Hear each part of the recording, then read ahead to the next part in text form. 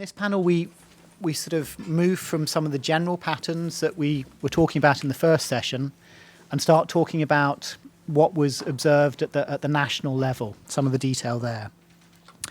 Once again, we've got an online audience. I think, am I right in saying that this is being recorded and will be on the website later? So just be conscious that what you're saying will be on the web afterwards. People who are online are very welcome to post in questions, which we will try and take along with questions from people in the room. So it gives me great pleasure to introduce the panel. So working from left to right, we have Alexandre Simons, who's a Senior Research Fellow at the Institute of Policy Analysis and Research, IPAR, in Rwanda. His colleague, Lucia de Corta, who is now, I believe, an ODI Research Associate. Dr. Yisak Tafere, who is the coordinator for the relatively new Ethiopia Centre for Child Research in the Ethiopian Development Research Institute. Research Institute or Resource Institute? Yes. Research Institute. On my right, we have Professor Kim Abel Kayunze, who's the Associate Professor of Rural Development in the Department of Development Studies in the College of Social Sciences and Humanities in Tanzania. And finally, on my far right is Vidya Diwakar, who is the Chronic Poverty Advisory Network. I have to get used to the change in name, at ODI, and a senior research officer involved in this study. And we'll be talking about Nepal. So this session is intended to be structured in a fairly conversational way. So we're going to try and follow some themes and some threads through and bring out some of the differences. If you have any questions, then I think we're open to just put your hand up and feed them into the process. And we will try and finish at 12:30 so that we can then have lunch and start the final session in the afternoon on time. Does that sound okay? Good. All right. We had a presentation from Fred this morning on sort of the ideas of the political economy, of how governments focus on the big questions of economic development, social delivery improvements, and poverty reduction, and the degree to which sustained escapes from poverty, this concept that this longitudinal research is trying to draw out, how that fits into those. So I just thought I'd start by asking some of our panelists who would, how that concept, how the idea of allowing people to, and supporting people to escape poverty on a consistent basis, how that fits into the sort of political narrative in the countries in which they've been working. So, I mean, maybe if we start with Tanzania, because it was, it emerged this morning as potentially the most impressive and the most dramatic of the countries in the set in terms of supporting sustained escapes from poverty. So, to what extent does the political leadership see focusing on helping people over the poverty line and then continuing upwards? To what extent is that part of their thinking, and what then, between the principles and the actual practice, what gets in the way in terms of the delivery of services for the poor?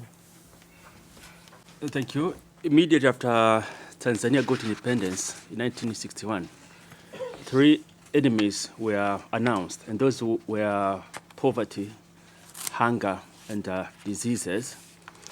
And since then, policies have been in place to make sure those enemies of the nation are brought down, if not eliminated.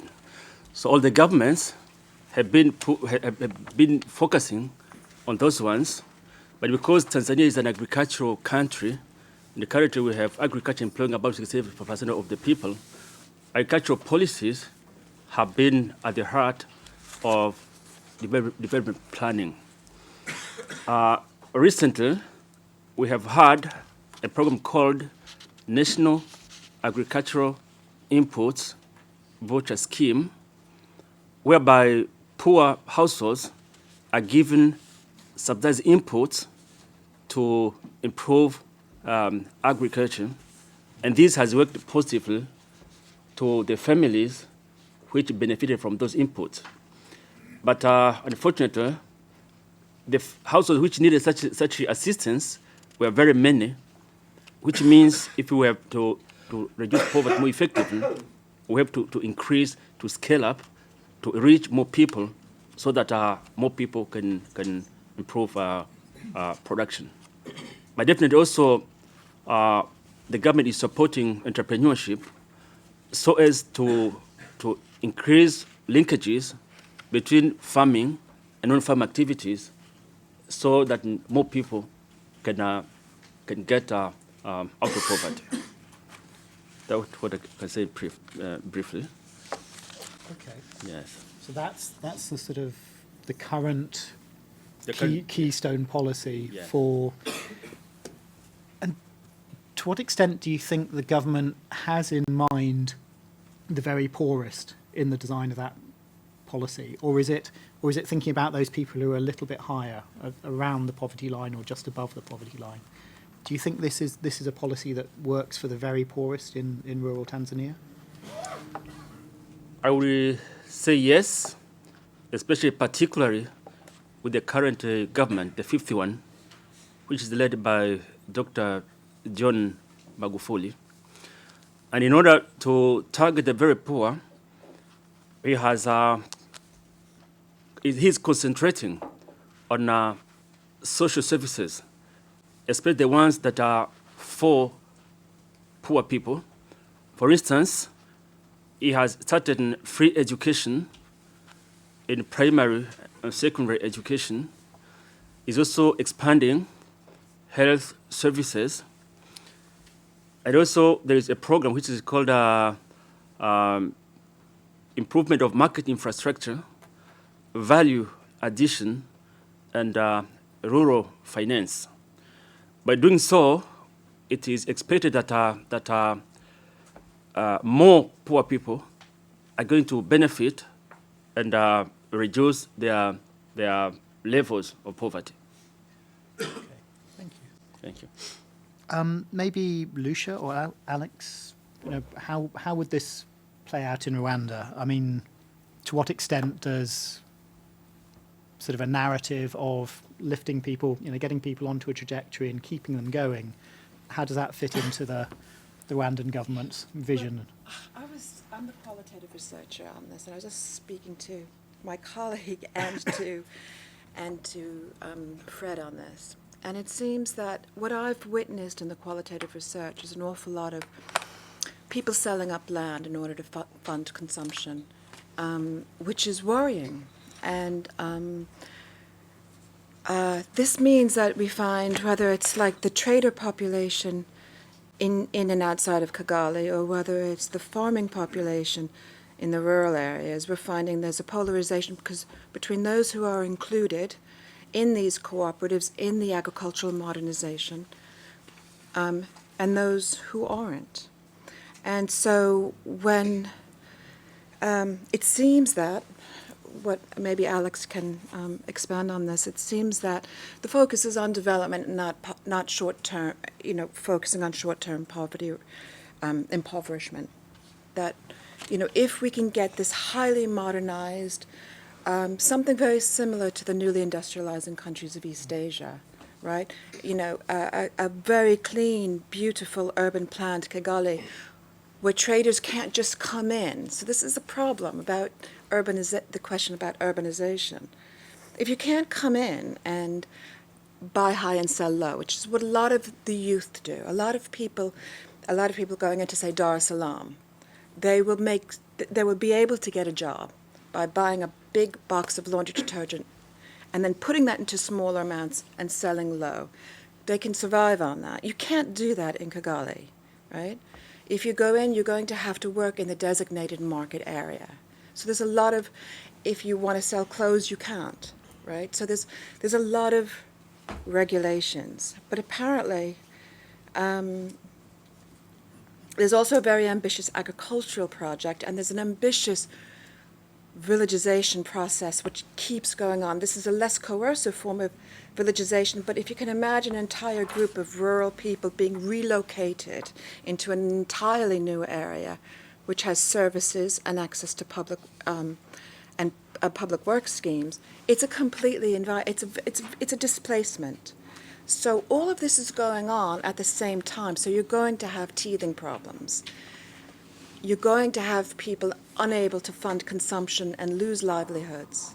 And so that's particularly in the recent period. So no amount of social protection can help when you find people who are in level 4s falling to just below the poverty line. And yeah, so if you want to expand on why it's why they have this long-term view. Yeah, well, I think that what is really related to Fred is to what Fred explained in the first session this morning, is that in Rwanda you have to think about macro and micro, and sometimes you can have at the micro level you can have a short to long run trade-off. Okay, so for example, the policies is really driven by 2 or 3 documents, and these documents, they're really oriented towards growth and poverty reduction. And then all the other policies, they are related to this red tape, so economic transformation, anti-corruption measures. So everything goes into that direction, but not in the short run. So it might be the case that you will have, at the micro level, people getting problems or being impoverished. This is also what we see in the data, that you have a lot of movement for people. So you have a lot of escapes, but you have also a lot of impoverishment. And that goes back to, I think, your question of this morning. Is there a conflict between what we see in the MDGs data and what we observe? Absolutely not. So you can take it as something bad. I see it more as a good news, is that you have much more people going out of poverty than what you see in the MDGs data. So if you can secure going out of poverty, then you will have much more poverty reduction. So what this data doesn't show is that people are falling back into poverty. So actually, we could have much more poverty reduction. Yes, and then, well, that was the let's say, poverty reduction part.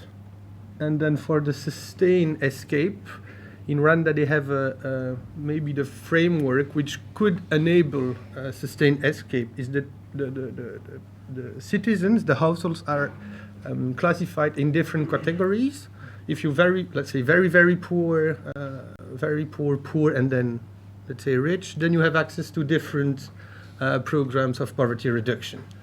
And so this framework could help sustain escapes if it's further developed and further analyzed. Okay. So in a way, the scheme that the categorization that the government uses for classifying people could help to inform their thinking about who does and doesn't move up between categories. Yes. Okay. And the problem is they're focusing on level 1 and 2.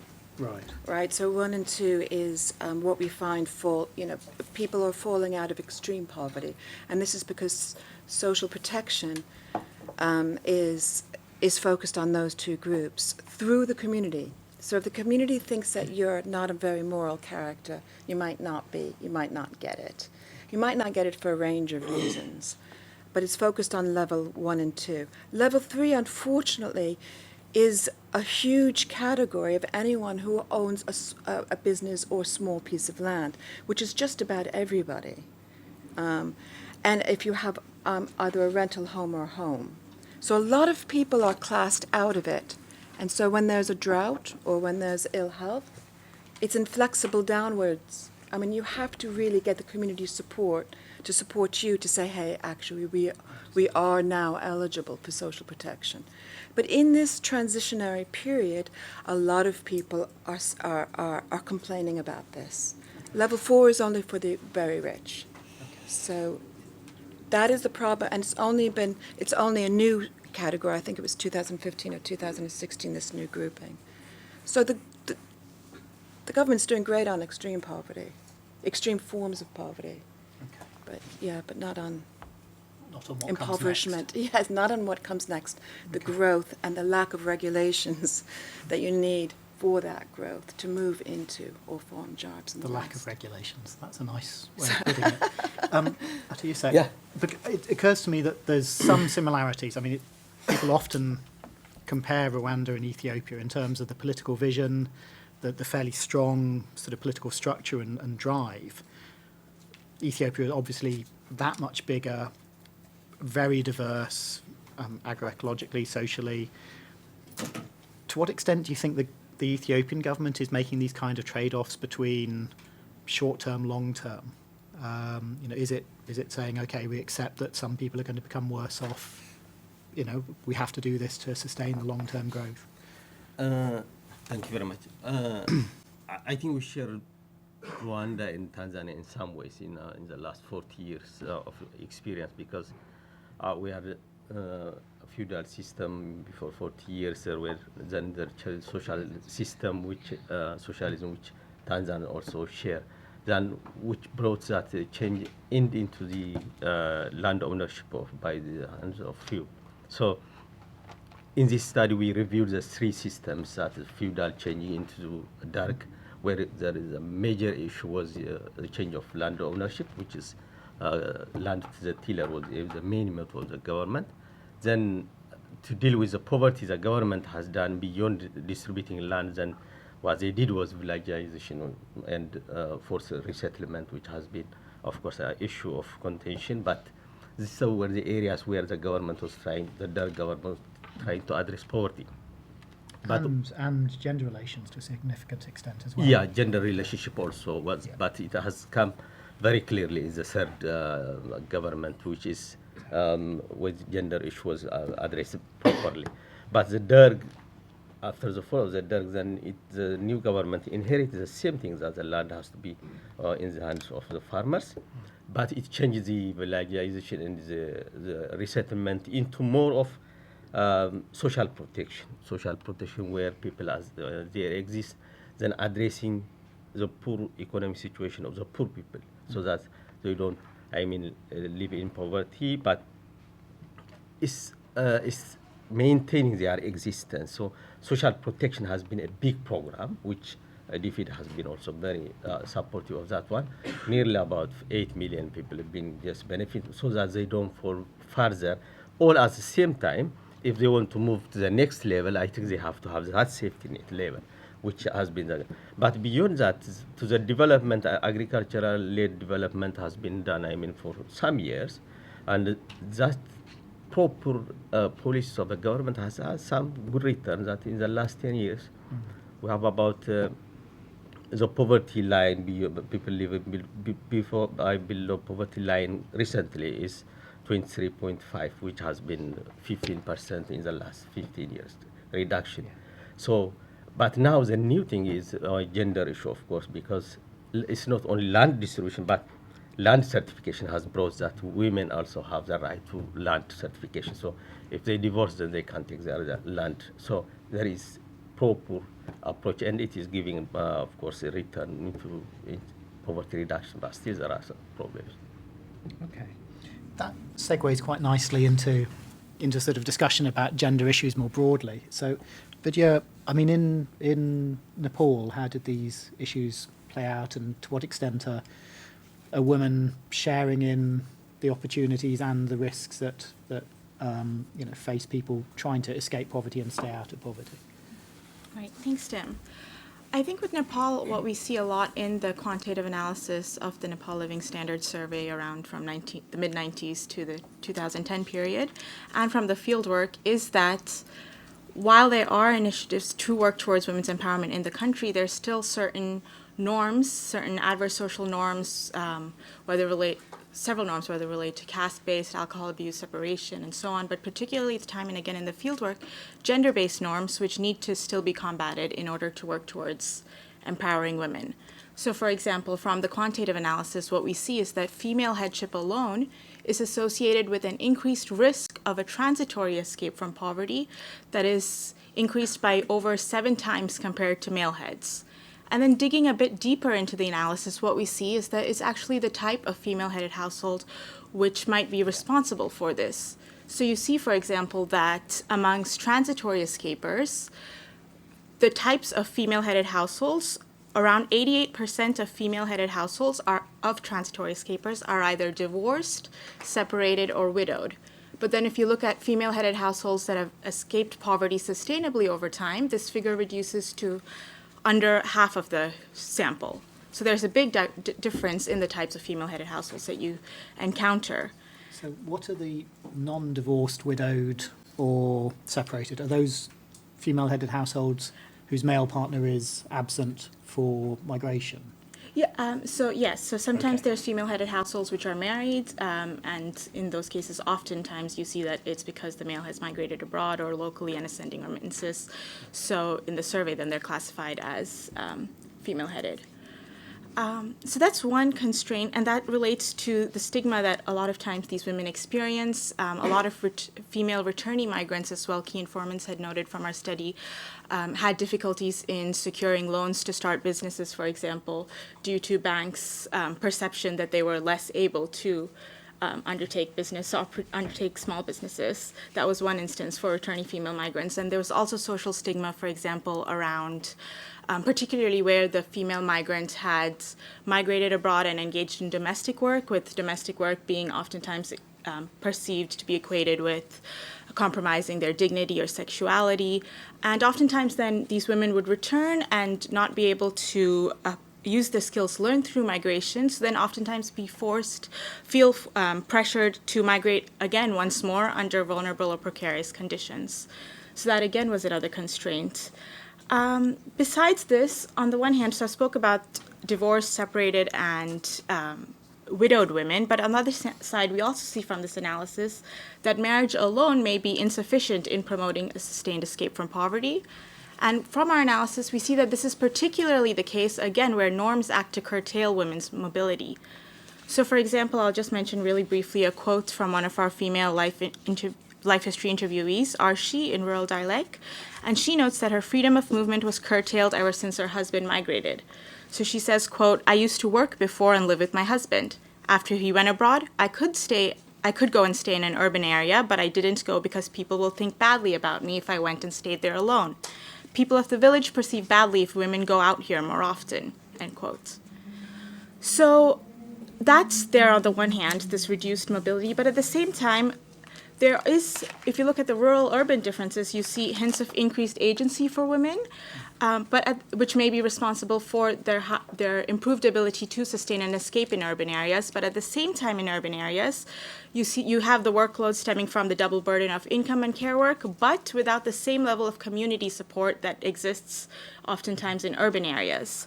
So in these instances, care work is often being transmitted to daughters, contributing to the transmission of traditional gender roles, and with it, income and time poverty. So you see these different constraints, which at the moment still need to be overcome in order to promote their empowerment and contribute to sustained escapes. Okay.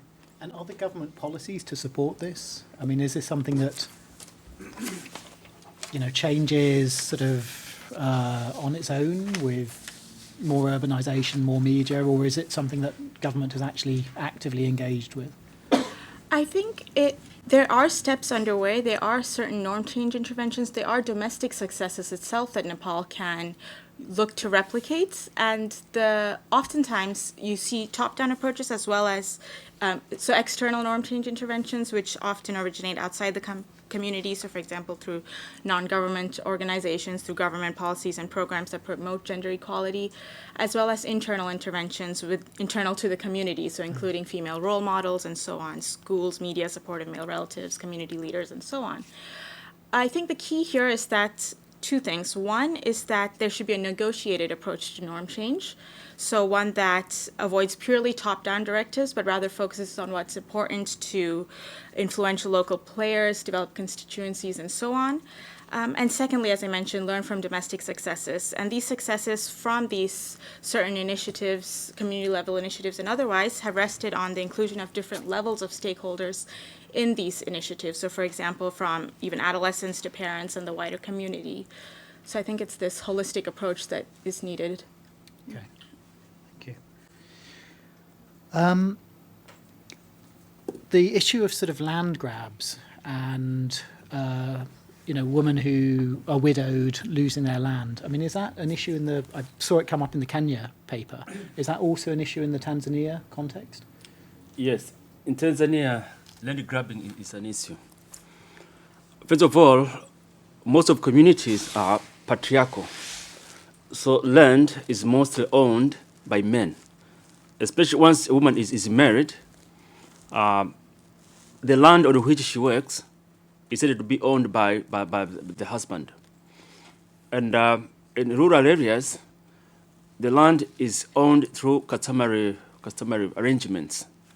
So once, for instance, the husband dies, the relatives of the late man come and say that all the land, all the livestock, the house, and even the woman belong to them.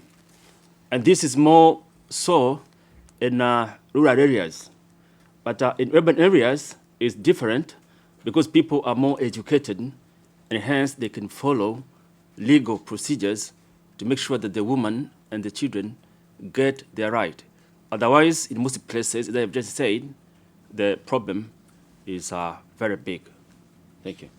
I think before the break, somebody raised the question about whether access to justice is a social policy area that we haven't paid enough attention to collectively in thinking about what poor people need. So what's the alternative to customary justice? I mean, what's the presence of the formal legal system in rural Tanzania? What could be done to strengthen it? Is it a matter of inadequate numbers of judges and not enough access to courts, or is it just that customary law has sway for some other reason? I don't think it's the question of shortage of lawyers.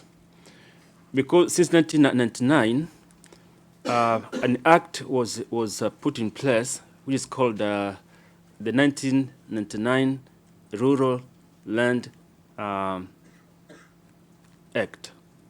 And by that one, in a case related to land at the village level and even at the ward level will not be passed unless at least there are 2 women. Every village has a land committee which has 7 people, including 3 women and 4 men. And no decision is made on land issues without having at least 2 women in that committee. So what happens is just some form of bribe. As we said, bribe is there. So men would make sure that they bribe whoever is concerned, whoever is making decision, so that men can maintain their custom or their tradition of pretending to be the masters of land. And things become worse if the case is not resolved at the community level.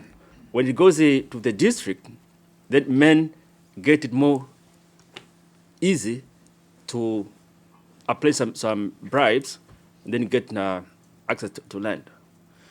But as days are going on, and gender awareness is growing, more women are getting access to land, and some of them are even getting land through customary and definitely legal proceedings. But the more remote we go to villages, the more the problem becomes big. Does this resonate with any of the other case studies as well? I think it sort of feeds back into this discussion about devolution and decentralization. In some ways, there are inherent advantages in taking government closer to people. There are also maybe some disadvantages. I mean, I'm assuming that Rwanda is fairly highly centralized and it's a bit easier to maintain this discipline. Ethiopia somewhere in between. So does this sort of compare or contrast? Yeah. So in Rwanda, let's pick up 2 examples. In terms of justice, that comes from history. They have a special say, local way of resolving conflicts. First, conflicts related to the genocide and for reconciliation of the people, but something that is really interesting is how they deal with this justice at the very low level, so between citizens. So you have when let's say, chief of the village, who is responsible for, actually resolving this conflict. So if you have conflicts with your neighbor, and if you are richer, for example, then you could expect that you're going to win the dispute or the problem. But then this chief of village comes, and he's there to find a way to resolve the conflict. So you don't have this unbalanced power at the very citizen level, I would say, on the justice side. Now they have another mechanism, which is for decision making. So the idea is that the citizen knows better the problems they face than the decision makers, and then if they can participate to decision making, then this will actually accelerate the poverty reduction rate. And we see that people actually do effectively participate at the village level, and they raise their concerns about what should be the priority or what kind of policy they would need. However, there is some problems in the information flow to the decision makers. So they're participating, but how this information then flow up to the decision maker, how they are aware of that, and even more after that, the feedback from the decision maker to the citizens is, well, let's put it like this, could be very improved. Okay. Yeah, I think we are in between in Ethiopia. We have the federal system, but a bit of centralized in some ways. So land issue, I mean, it is that every family or woman or husband or wife have equal right to the land. So if there is divorce, then they take their share. But there is application problem in some ways. So although we have women affairs office at every level, which follow up that land issue also, which is an important area. But the application differs. For instance, in the north part of the country, then it is applicable. It's applied that everybody or every wife has the right, so that there is no polygamy and there is no problems. But in the south, there is in some areas there are arrangements that the elders take care of some responsibility in sharing the land, or husbands having more power, but still that there is a penetration of the national policy that every wife has to have the right, and it's now been implemented. But there is a bit of challenge in the south part of the country. But still, women's affairs and the legal institutions always apply that every woman has to have the right for land. Okay. Question for that. Chairman, I feel very, very uncomfortable here because we are avoiding the key issues. We are dancing around them. Okay? There was a bloke called Joe Stiglitz. Some of the audience might actually have heard of him. He said, the West has always ignored land issues because it would have alienated the elites in the South. Absolutely bang on. But there is more than that. I work primarily with farmers in northern Malawi, in Uganda and in Tanzania. And we try to provide them services that are relevant to their level of education. Education was mentioned this morning. Primary education is lamentable in most of East Africa. Classes of 100, 120 people are the common standard in the rural areas. And the girls, the women, are at the very end of the class because they don't deserve education. We know that the farmers are the older women, the ones who have had no education in the past and are not receiving education now. Now, Kim comes from a university that provides radio education, or you used to, I don't know if you still do, Kim, at Sokoine. Radio education in the different languages would be tremendously useful in changing the level of education, because what is now required in a situation in which climate is changing very rapidly, is intensification of agriculture, not extensification, because there is no more land to be had. Agreed.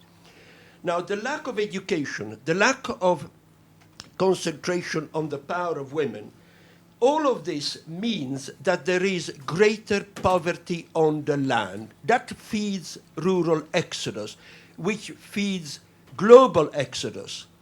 The University of Texas in November made a study that showed an exact correlation between global migration and the level of temperature changes in a variety of countries across Africa. I think they took 20 different countries. When temperature was stable, there was no migration. When temperature was worsening, migration went up. For goodness sake, could we not start talking of the real issues? The two countries that have been referred to several times here as having a system that works are Ethiopia, which is now training 60,000 people to become effective extension workers. Rwanda is doing something similar. Zambia, Rwanda, and Ethiopia are the only countries, in my knowledge, and I've worked in 35 different countries across Africa, that are trying to tackle the land issues seriously. All the others is a matter of casual events.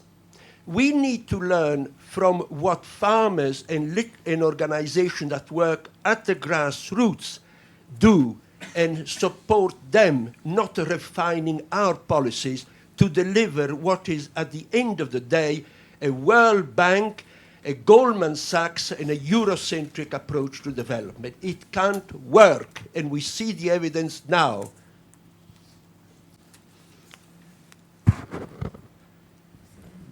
Oh, I'm sorry. I am Benny Dembitzer. I'm a Marxist. I am a Gramsci Marxist. You know, the ones that Yes. I would never belong to any organization that would have me. Exactly. Can I respond to it? Thank you very much. I mean, my initial reaction would be there's a bit more diversity in what works. I mean, I think there are different paths to success. I think you're right that maybe we haven't been broad-minded enough in terms of different land solutions, but I think there have been different countries that have gone about in different ways. So just as I think we haven't got one solution, I don't think there's necessarily one path that we necessarily should follow. But I believe you wanted to say something about about radio education or about land? Both. No, Excellent. Thank you, Mr. Chairman. I appreciate the comment about agricultural education extension. It's a problem in Tanzania.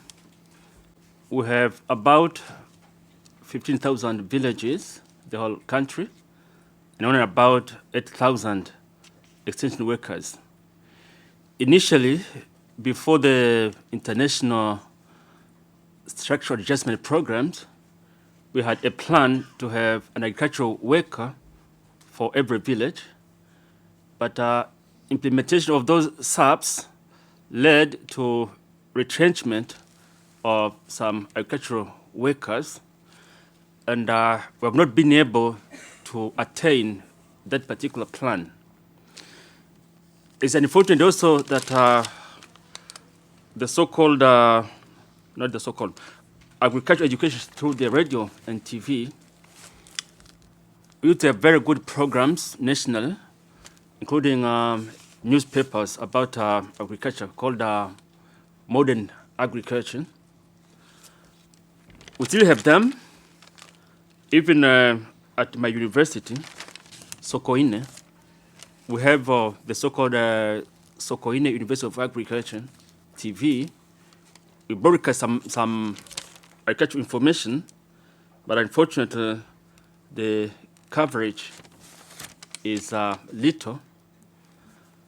So we think increasing the coverage, and also if the government pursued a policy to increase the extension workers, those two aspects would help us improve agricultural productivity, because farmers will get more information and do modern production, but also it will also include increasing farmers' access to markets, and by so doing this would contribute substantially to decreasing their poverty. Thank you, Mr. Chair.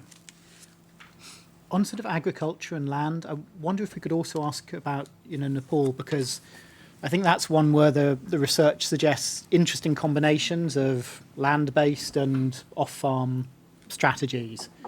And I think that echoes a little bit, what was found in the Kenya study, which is, the land, having a plot of land gives you a little bit of security, gives you a fallback, gives you, the equivalent of a pension in old age when that is not yet there, but it's not going to be enough under most circumstances to get you out of poverty and to keep you on a track out of poverty.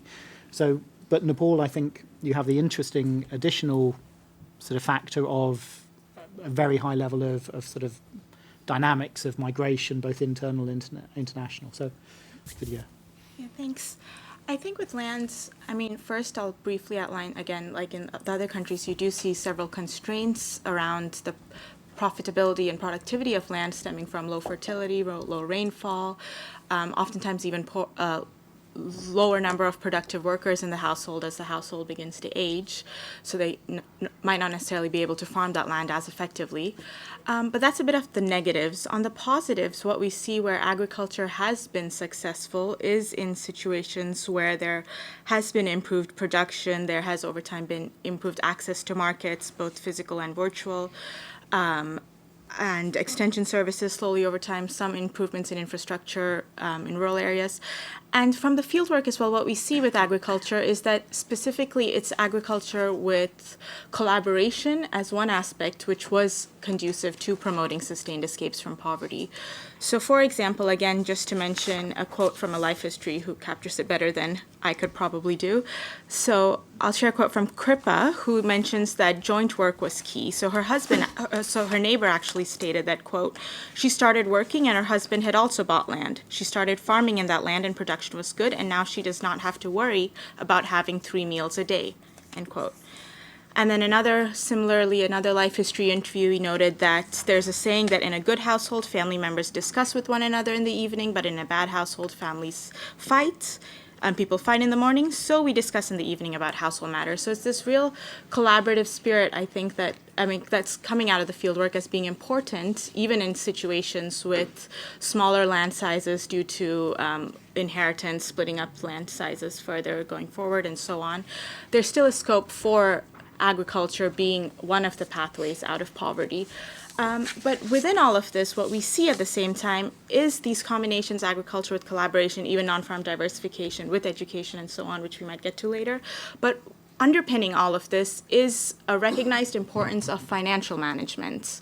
And Andrew mentioned this earlier in the last panel as well. So for example, again, to draw from a quote who summarizes it quite well, Sabir in Urban Dialect, a Sustained Escaper, noted, quote, the first thing needed is financial discipline.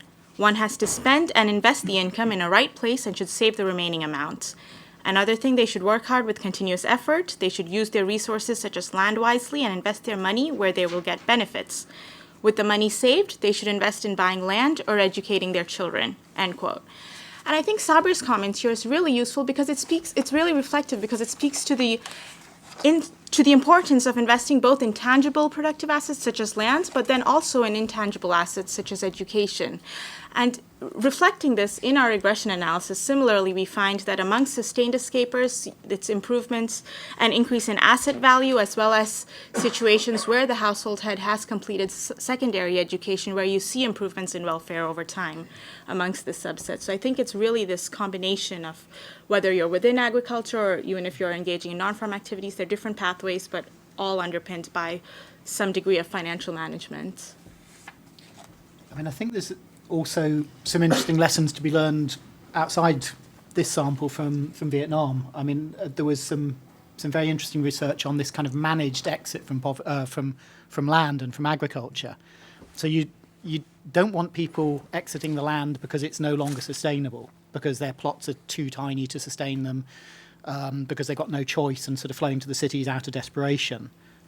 If you can manage this transition where off-farm opportunities and urban opportunities kick in and can absorb, rural rural workers, then I think you've got the prospects for agricultural and non-agriculture going in complementary steps.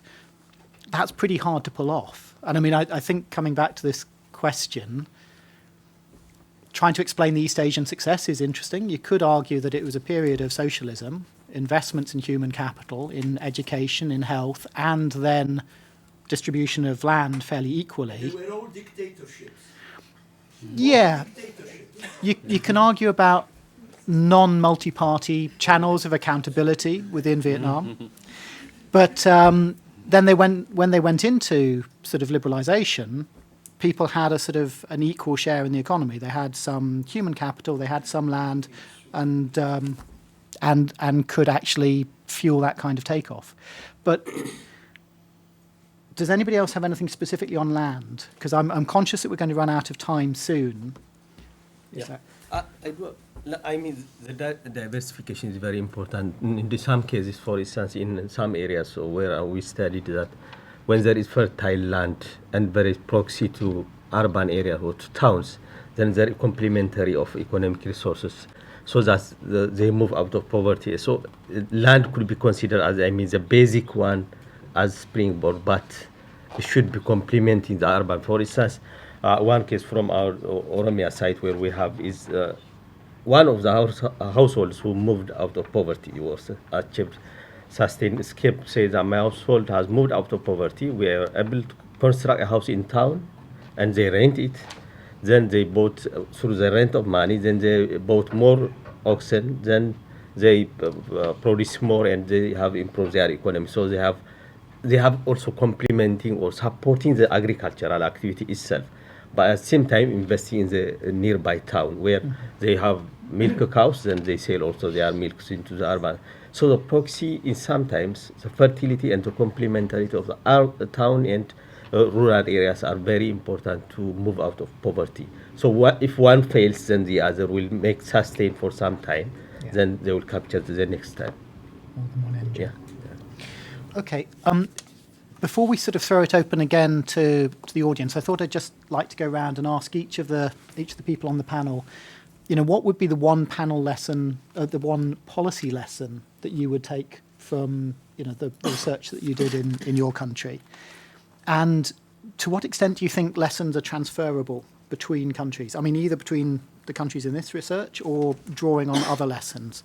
So, what would you say that your research can suggest in country, and what do you think you might benefit, or the country might benefit from taking from other countries? Should we start with Rwanda? Well, I think mine is really Rwandan specific, and it really linked to what Andrew said this morning, that we really need this poverty proofing of policies.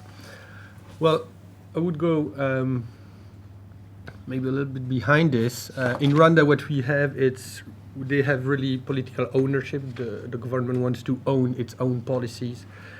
There's a will for poverty reduction and for growth, and they are actually quite good at implementing these policies. And they can move fast, adapt, change the policies. So I would go really for a really systematic system of monitoring and evaluation of each policies, because it can be implemented there, and well, the government is really willing to have this kind of monitoring tools, and then if the monitoring and evaluation and the analysis of policies is properly done, then they will know where are the weaknesses, and they will be able to adapt quite quickly, and then this will definitely benefit the poor. So yes, so it's not really thematically oriented. Can I just play devil's advocate? And the idea of poverty-proofing policies, I think, is a really good one. I think, do a test and think, okay, who benefits and who is going to lose. Just one question would be, are there always going to be some losers and some winners? And sometimes some of them, both the winners and the losers will be different groups amongst the poor. You may be playing off the urban poor against the rural poor. There are some policies that may it may not be possible to ensure that no poor lose. To what extent are this M&E going to be able to pick up that? Well, I think that it's about informing Knowing what you're doing. the government and the people, the decision makers. And after that, who is losing and who is winning? It's the question, it's the public policy question, and that's a political choice. And they have to make it. Well, Okay. I'm happy to be an economist. I think a few lessons just we learned from this study is that first thing I think the poor getting more poorer is the main challenge here. So that to bring them back takes a lot of time and lots of costs. So it is important that we maintain them at some level, which is through social protection is very important, so that they maintain a certain level, then we can move when it's possible. But still, social protection in our study areas, particularly in Ethiopia, is more of community level shocks, response to community shocks, such as productive safety net, but not household level, which is very important. Disability, ill health, old age, as these have their own costs and just, of course, depleting their resources. So that is, I think, the area where we need also to work at household level. Social protection is very important. Although we have now health insurance being introduced in Ethiopia some ways, but still the accumulation of that one affects the whole system or the whole macroeconomy. So it's very important that household level social protection is very essential. The second issue is, I think, diversification is very important now. It's not just only depending on farming, but other resources supporting each other. When one fails, then the other can come in and just supporting each other. Diversification is important. As other lesson I see is that in rural areas, sustained escape is being achieved not by investing in agriculture, but getting from agriculture, but investing in non-agricultural activities, which are those who get a small amount of money from small irrigation or livestock. They tend to invest in urban areas so that they build a house for a rent. So beyond agriculture is, I think, more of the sustainability than because of droughts or rain failure. Then it's very, very vulnerable to invest in rural areas. That's where, and also this one has a gender, perspective in a sense that women tend to be more successful in beyond agriculture, in the small business. Like the one example Andrew has presented in the morning, the Asqual story. She moved to rural area, but she's divorced twice, but she has been successful. So beyond farming for women is more supportive. So that investing on that one will be, I think, very important.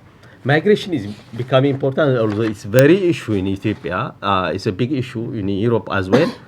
But in all study areas we have, migration, remittance from migration has been very important, especially investing in towns or starting businesses or investing in beyond the rural areas. But there are some challenges, there are risky areas. For instance, in one of our study areas, a small town, about 90% of the house being built through the remittance coming from the Middle East.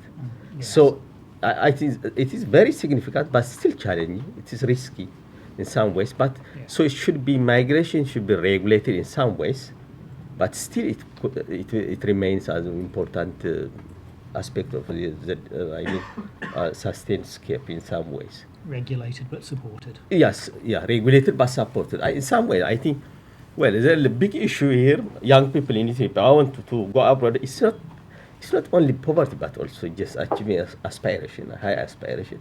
You live better life because of education. You have a lot of education, and then you want to live beyond the farming or the hardship.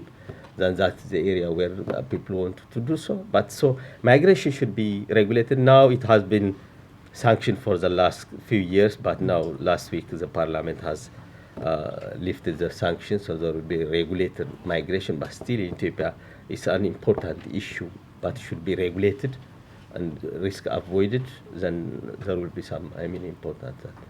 Thank you. Yeah.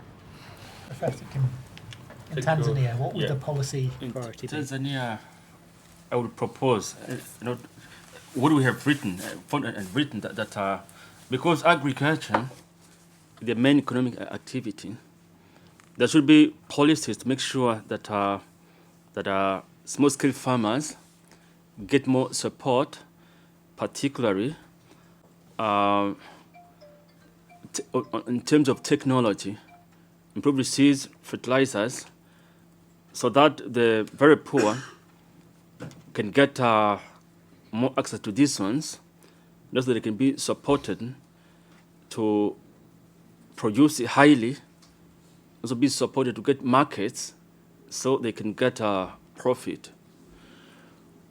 We also recommend land issues to be sorted out to minimize or end conflicts between crop producers and pastoralists. If you remember what Dr. Andrew Sheffer was talking in the morning, where herders just took their cattle there, they destroyed the sugarcane, and even the factory was no longer able to function well. So if land issues were sorted out in terms of policies and definitely implementation of the same, it means every party, farmers and pastoralists, would get land that is suitable, that's enough to them, and then either of the parties, both of them, will be able to progress. But this also should go hand in hand with control of petty corruption at the community level, because it contributes to aggravating the conflicts. Thank you, Mr. Chairman. Thank you. And where would Tanzania look for examples? I mean, does it look to other countries in the region for things that might work and that might be worth trying? Does it look beyond there to South Asia or East Asia or Latin America?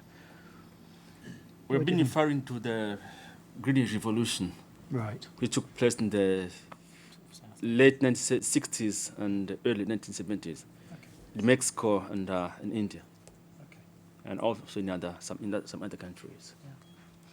Vidya, last word to you. Thanks again, Tim. Well, I think the many issues that came up today really speaks to the need for a portfolio response, and this was outlined in CPAN's last chronic poverty report. But from this study, what really emerges is that, yes, a portfolio response is needed, but moreover, the portfolio response in turn should recognize the many pathways in which households can escape poverty sustainably. So from the Nepal study specifically, I'll give an example from agriculture because it continues to employ a majority of the country's poor and vulnerable populations. So on these pathways, there could be, for example, stepping up within agriculture. So I spoke about this earlier. So for example, to improve production, access to markets, extension services, and so on. Another pathway is stepping out to also engage in non-agricultural activities to diversify livelihood risk. And to sustain poverty escapes, what's been particularly successful here is where, for example, the temporary migration of poor households, household members have taken place to nearby towns or cities in the country, which has then helped offset seasonal income insecurity. And then on a third pathway as well has been moving out of agriculture altogether, both as a means of escaping poverty and again reducing livelihood risk. And in this instance, it's particularly the combination of diversification with investments in education and with links to local employment opportunities or to similar opportunities offered through migration, which has had particularly successful effects on sustaining pathways out of poverty. So I think it's recognizing the portfolio response and the multiplicity of pathways. Okay, thank you very much. Lots of questions. There was one over here early that I sort of overlooked, so I'll start with you, and then I'll take a couple over here, then we'll move to the right, and then I think there was one or two in the middle. Okay, so. Life and Hope charity. Just wanted a quick question regarding technological advances. Are any of the countries actually looking at advancing their agricultural methods, let's say, and is that a way to help people out of poverty?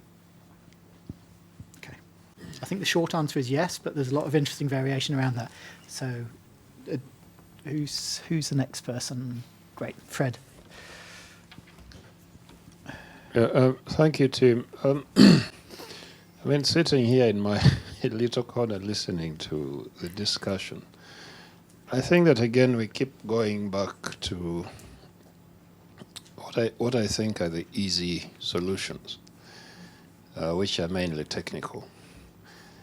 But having studied Rwanda so intensively and having looked at Ethiopia, and over the last, I came to London on Friday, and I've been having very interesting discussions with my taxi driver, who is from Eritrea.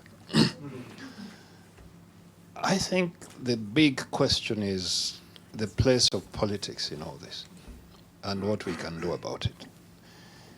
I mean, all the controversial things happening in Rwanda that Lucia is mentioning have everything to do with the government having come to power with a very definite agenda. We must get rid of impoverishment. We have to make society prosper. That is the big picture. Now, everything else is detail. Now, the reason why the government of Rwanda can carry out such controversial policies like land reform and in removing grass-thatched houses from the countryside, forcing people to pay health insurance, all these things would have been immensely difficult in a liberal multi-party democracy with competing political parties. Are you saying that's Now, a good thing or a bad thing? Uganda is a very good example of where the government gets utterly paralyzed by any suggestion that they are going to do something and people coming up and saying, we don't like it. We cannot organize motorcycle riders in Kampala. They cause such massive chaos. Attempts to tax them have failed because they're such a big voting constituency for the president. Now, for me, I think that we have a big question there. All these technical things, education, investing in health, those things can only be sustained in a very particular context. Now, what do we do? I mean, we can carry on forever, investing in small farming, doing all these things, but the actual foundation, the one that I see in Ethiopia, and in Ethiopia, I understand where the EPRDF were busy fighting to overthrow the DRG, they were holding constant seminars, and the questions that were preoccupying them was, how do we avoid another revolution springing from the countryside because people are impoverished? So for them, prosperity became a major preoccupation. How do you make the peasants well off and safeguard yourselves from another uprising? Same thing in Rwanda. Now, how do we deal with the political question? We'll take maybe one more. Take one in the middle. Oh, let's do two more. Two of you. And yeah, my name is Marshall Go. I'm from the African Forum, Scotland. I don't want to ask a question, but I just want to make a contribution. I don't know if that's okay at this stage. Yeah. I think there's been some interesting points that have been raised by the panel, and I would like to congratulate you for your ongoing in-depth research. But I think what lacks from my perspective is a deeper understanding of the social behavioral understanding of the people that actually live in the villages where the poverty that you're talking about actually exists. Having grown up in Africa and also moved to Europe, I've got a better understanding in terms of the dynamics, some of the social dynamics, before even you bring education. But you need to also understand where does poverty come from a very village level, rural composition of Africa. There are a lot of dynamics. The dynamic stems from deep understanding of how to live sustainable, knowing exactly when to plant the crop, even with the means. So economic support without the knowledge that has been emphasized sometimes cannot eradicate poverty. You can send a lot of money, pump a lot of money with DFID and all these organizations. But when people have got no knowledge of being sustainable at grassroots level, they cannot become sustainable.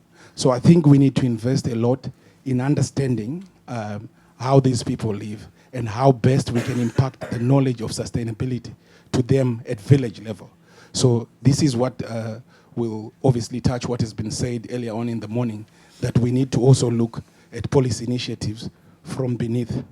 So if we focus mainly on that, I think we may actually make a lot of progress in understanding what happens, because top, bottom sometimes can have problems, like my dear gentleman has said, that we are crafting policies that should meet the needs of the people.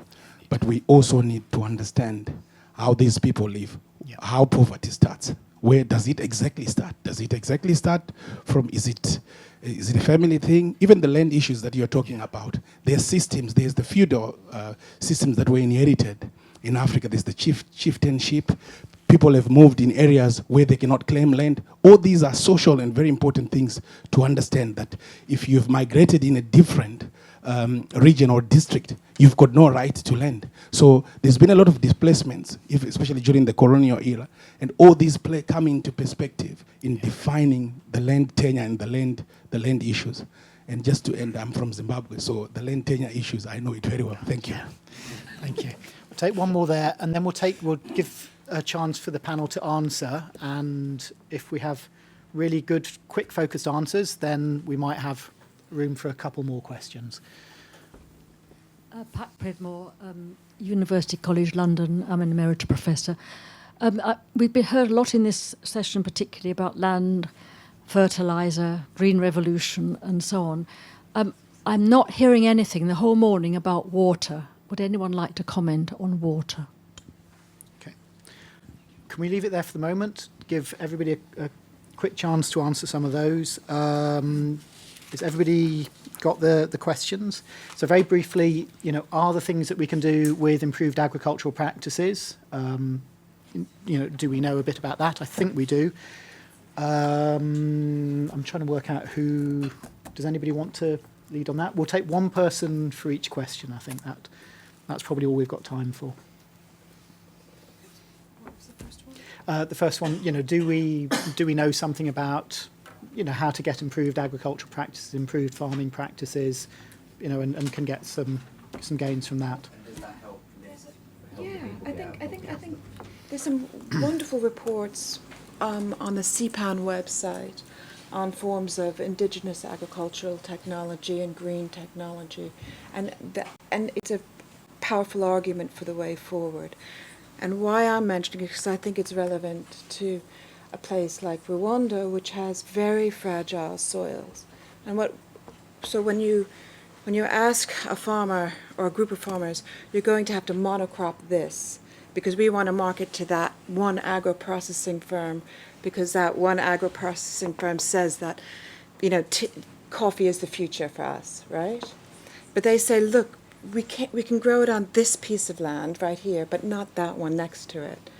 And we've been telling them that, and then the person who suffers the downfall is the farmer, right?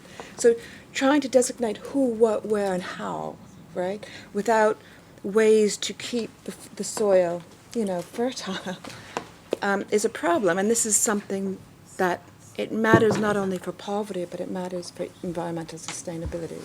So all I can do is direct you to that website. If we could segue actually to the last question about water, and if Yisak, Yeah. Ethiopia being a country where managing water and its unpredictability is a big issue. Yeah, okay. I think from our side we got water in terms of irrigation. I don't know, maybe that would be a relevant issue. That we have some cases where irrigation has been main source of escaping out of poverty. Some cases, but it's very limited only in the southern part of some our community where there is enough water for irrigation. In all sites we have small irrigation, but it's only limited for a few farmers who are being destined to live or to be born to that area. So it's very limited area, and there is no way of redistribution because it's very small plot of land. Those who have access to that irrigation land, they have improved their life tremendously. But the problem is very, very limited. For instance, in one of the communities, it's about 30 households who have access to that irrigation, but they are very privileged. They have vegetable, and there is a lot of inputs, modern inputs being invested on that one, because there is an irrigation policy in the government where there is a lot of investment being done technically and giving credits and markets. So it's a big potential, but very small resource we have. Well, that big dam, I hope once it comes up, then we are hoping that it will improve our lives. Thank you very much. Can we go to Fred's sort of fundamental challenge about, political systems and vision, and what can be achieved with strong government and what, can be achieved in a liberal democracy? Maybe for contrasting, maybe if we have sort of Tanzania, which has had a fairly, in some ways, so far, gentle experience. It has avoided, lapsing into conflict. But has been fairly slow. Now seems to be entering a period with a fairly strong, assertive leader, and maybe actually, maybe contrast that with Nepal. Coming out of conflict, a chance to recast politics. What are the strengths and what are the weaknesses of the Nepalese political system? So, do you want to have a first go at? Yes, I can. It's true that Tanzania has been peaceful since we got independence in 1961. And now we have the 50th president. The first one was Nyerere for 24 years. The second one was Mwinyi for 10 years. Next one was Mkapa for 10 years. The fourth one was Kikwete for 10 years. And the current one has been in power for almost 3 years.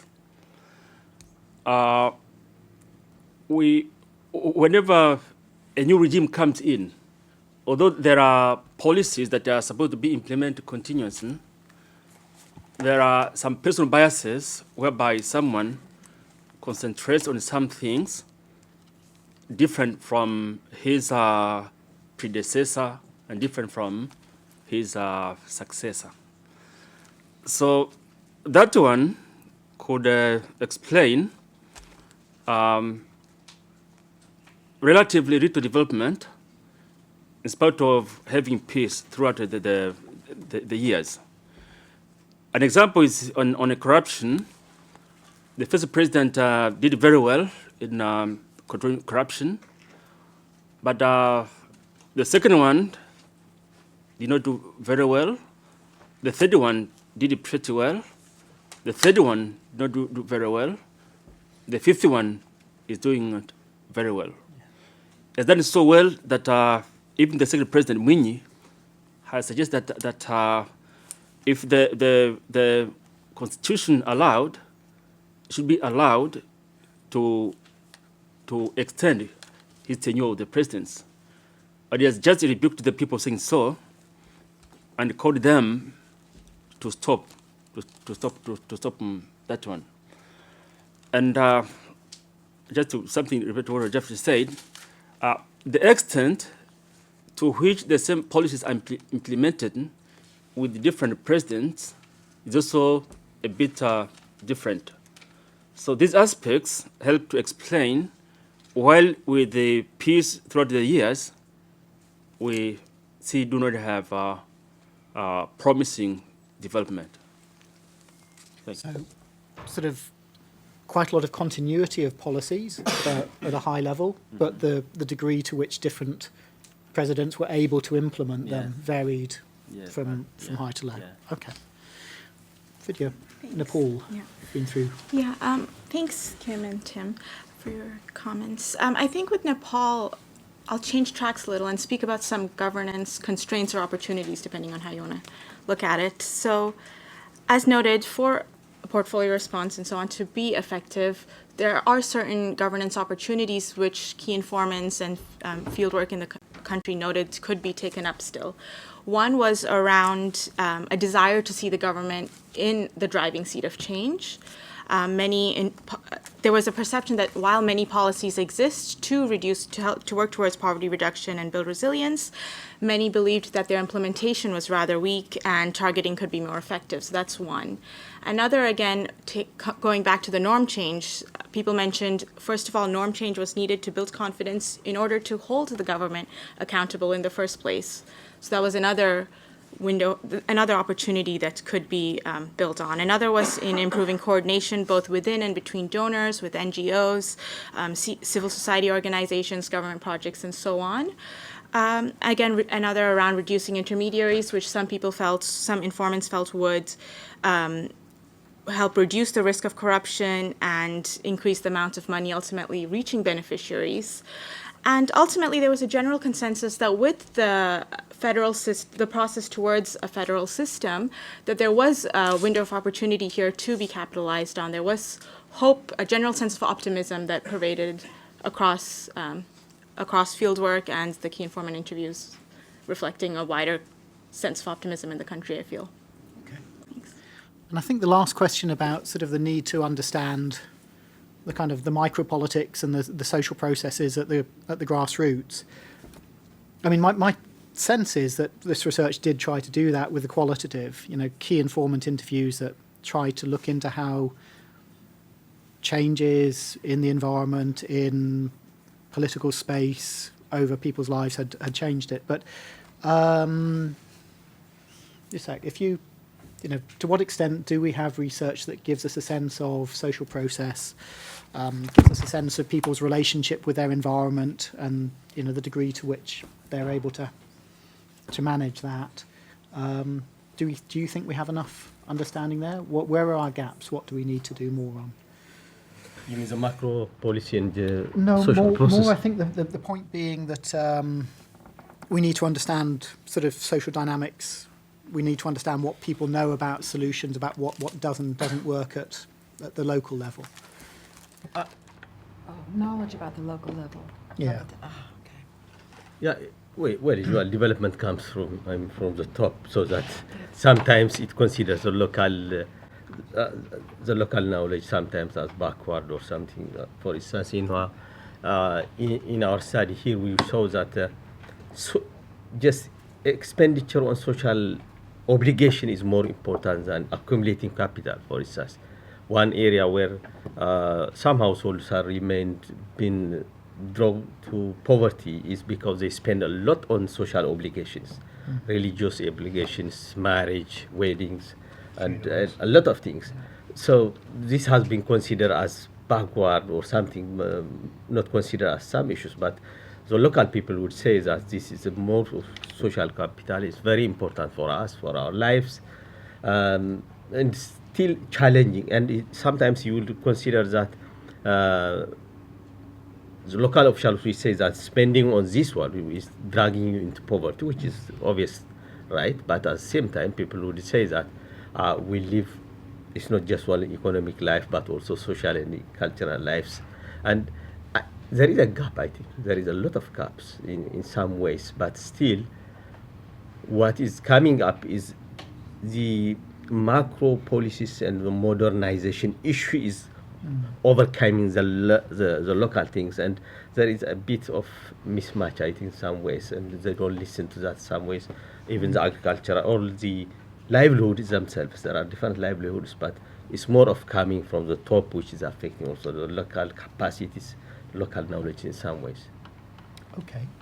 Thank you very much. I've got 1 minute left, so if somebody wanted to ask a very quick question and we can get a very quick answer.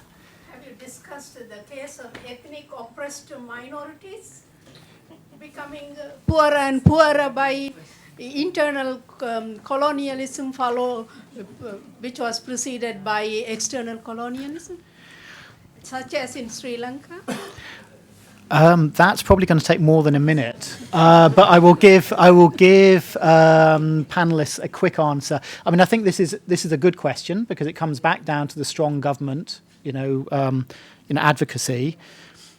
Governments can be very good at things, but then if they're starting to get something wrong, if they're creating space for abuse, then if you don't have checks on them, you're probably going to regret it. So, anybody want to answer that very quickly from the panel?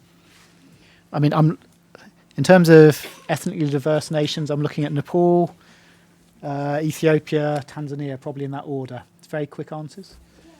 So our study did look at chronic poverty amongst ethnic and disadvantaged groups. We found chronic poverty rates were much higher in conflict-affected areas, post-conflict areas now, of Nepal. And in effect, when looking at the subset of chronically poor and looking at constraints to improving their monetary welfare over time, belonging to a caste belonging to a disadvantaged group was associated with reductions in welfare. So that effect still persists even so many years after the conflict, even so many years after all these other processes in place.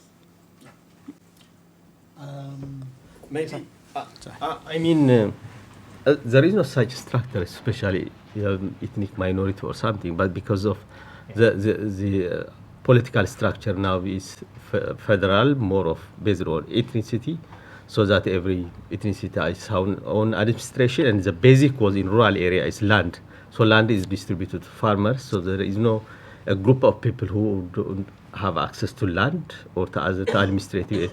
Well, there will be some hierarchy of difference, I mean, the power relationship in some ways, but still there are people have this, they are say even when they are minorities, they are being represented in the federal parliament, or where we have two parliaments for representative and ethnic representativeness. So there is, I mean, a structure where they can explain or just express themselves, and the land resource and other are being distributed at community level. And I think there is limited, but there are hierarchies always because of different things, not because of ethnicity. Thank you. In Tanzania, we have people called Hadzabe. They are the last hunters and gatherers in the world, Hadzabe. But there are very few. We have also Barbaric. These were not covered in the study. But about ethnicity, we could talk of pastoralists who migrate from northern Tanzania to central and southern Tanzania. And these ones are mainly the Maasai, very famous people in the world. These ones, due to migration, they have little land, but also they are very tactical in bribing, as Dr. Andrew said, that they can mobilize funds by selling cattle. And they're making sure that the cases are not ruled at the local level. They're taken to higher levels so they can easily bribe. The issue of ethnicity is not big in Tanzania because we are less ethnic, although we have more than 120 ethnic groups. But newcomers in specific areas have that problem of getting access to land, and this among them could constrain their endeavors toward poverty reduction. Thank you. Okay. I mean, I think it's an interesting note to end on because, along with the economics, as Fred pointed out, there is a political process at work here, and the two go together. And that process of building a nation and building sort of a common identity and trying to avoid those, ethnic fissures, I think that is an important part of a long-term poverty reduction strategy that often we sort of overlook. We don't necessarily have very good tools to describe and to engage with, but it's definitely that political settlement is what will shape the possibilities and some of the risks for poverty reduction over the long term. I think we are meant to wind up now. I've had well more than the minute, and thank you very much for some excellent questions. We have lunch and we come back at what time? At 1 o'clock. So you have, beg your pardon, you have a 1 hour break, so that would be 1:30. So thank you very much, and we'll see you back here. And I'd just like to say, invite you to thank our panel once again for really interesting presentation.